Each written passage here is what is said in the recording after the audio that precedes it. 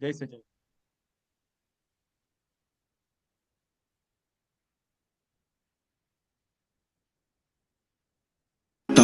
નથી કોઈ જગ ઊભું છે હિસાબે રે, જેવા ભાવે મૂડી ખર્ચવી પ્રકાશ આત્મા આપે રે.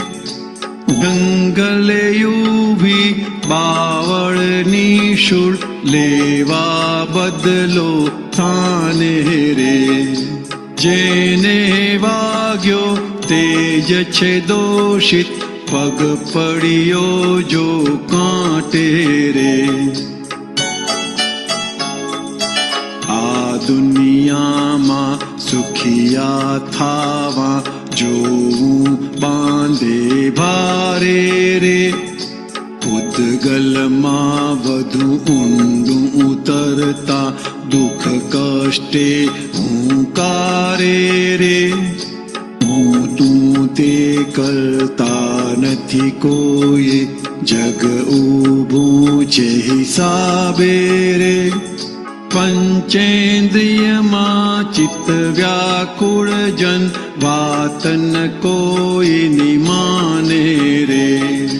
કલ્પિત સુખ છે દુઃખનું રૂપાંતર કહી દીધું ભગવાને રે. અવસ્તુમાં ભાવ તદાત્મે મેં કર્યું બીજ પાડે રે. ચંચળતા ખર્ચાતા જોજો કર્મ ગુંથાય છે ધ્યાને રે. હું તું તે કરતા નથી કોઈ જગ ઊભું છે હિસાબે રે. હું ને મારું વિસંકલ્પે અહમ વધે અજ્ઞાને રે. પોતાના હિસાબને જોખમે વિશ્વ ગુંચાય છે તાતે રે. એક ક્ષણનો જ્યાં નથી ભરોસો ત્યાં કરતા પદ માને રે. શ્વાસ લીધો ને બહાર ન નીકળ્યો ક્યાં જઈશું કોણ જાણે રે. હું તું તે કરતા નથી કોઈ જગ ઊભું છે હિસાબે રે. દુનિયા મારું સમજે છે ત્યાં નોહ્ય મારું કહ્યું જ્ઞાને રે. કારણ નાશક જ્ઞાની મળતા મોક્ષ સ્વરૂપ પ્રકાશે રે. પોતાના વાસણ અજવાળો દાદા ચેતવી જાણે રે. જય સચ્ચિદાનંદ રૂપેયા વર્તે મોક્ષ જ્ઞાને રે. હું તું તે કરતા નથી કોઈ જગ ઊભું છે હિસાબે રે. જેવા ભાવે મૂડી ખર્ચવી પ્રકાશ આત્મા આપે રે. પ્રકાશ આત્મા આપે રે.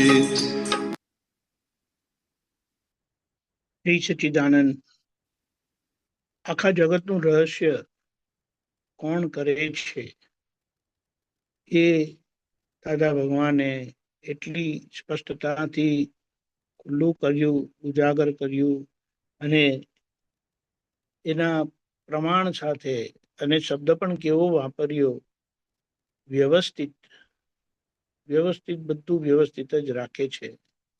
અને એનું જોવાનું છે English translation, scientific circumstantial evidence, વૈજ્ઞાનિક સંયોગિક પુરાવો. કોઈ પણ પરિસ્થિતિ બને તો એમ કે એના સંયોગિક પુરાવા જોઈ લેજો. એ જગત જગતનો કાયદો છે, જગતનો નિયમ છે, જગતની ભાષા છે. અને જ્ઞાનીની ભાષા વૈજ્ઞાનિક સંયોગિક પુરાવો. એટલે જ્યાં એ પુરાવા દેખાતા નથી, આંખે પાંચ ઇન્દ્રિયોના દેખાતા નથી, પણ એ વૈજ્ઞાનિક રીતે એટલે ગુપ્ત રીતે હાજર છે અને કામ કરી રહ્યા છે, જેના કારણે એ સંયોગનો જવાબ આપણને મળે છે. જેમ કે દેખીતા સંજોગો પ્રમાણે હું નિર્દોષ છું, અને હું નિર્દોષ છું તો મને દુઃખ ના થવું જોઈએ.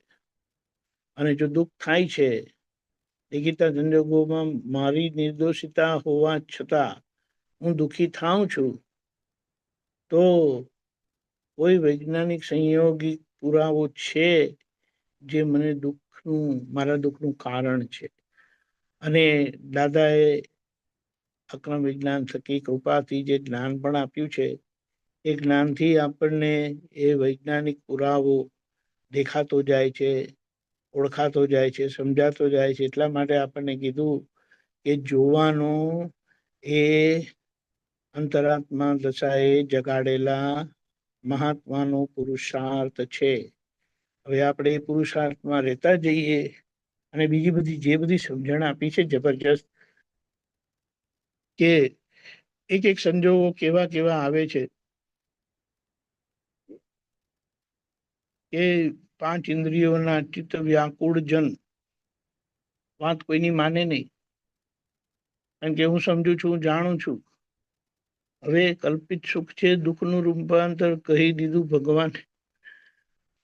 એટલા બધા પ્રમાણ ખુલ્લા કર્યા છે ને દાદા ભગવાને, કે આપણને શા માટે દુઃખી છે, સુખી થવા માટે એ દ્રષ્ટિ ફેર થઈ ગઈ, દ્રષ્ટિ ફરી ગઈ, તો એ જ દુઃખમાં સુખ દેખાશે. કે એ દુઃખ આવ્યું ને તમને છોડાવવા માટે આવ્યું છે, તૂટીને આગળ વધો, કારણ કે ફરી નહીં આવવાનું. એટલે જો આજે તમે જોઈ લેશો શુદ્ધાત્મા દ્રષ્ટિએ, તો ફરી નહીં આવે.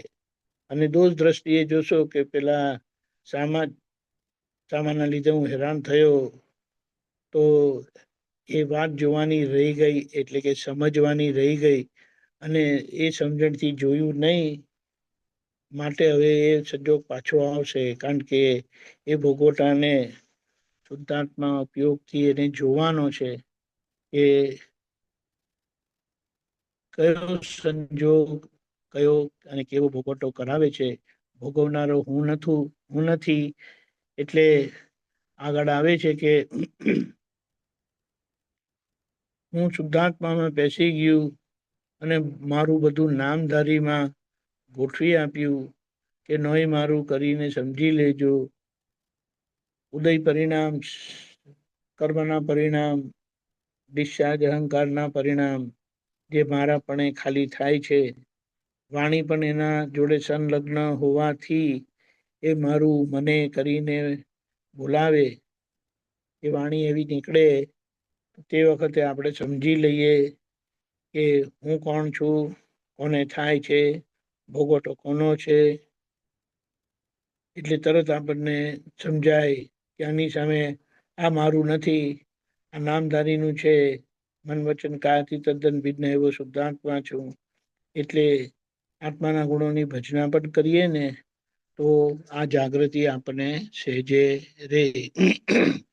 એટલે આખરે જવાબ એક જ આવે છે, તમે તમારા વાસણ ચોખ્ખા કરી દો, તો તમારું કોઈ નામ લેનાર નથી, અને તમે સચ્ચિદાનંદ સ્વરૂપ જીવતા જશો, અને હથેલીમાં મોક્ષ વર્તા છે. હવે આના કરતા આગળ આપણને શું જોઈએ? જબરજસ્ત આ સમજણે આપણે જીવી જઈશું. જય સચ્ચિદાનંદ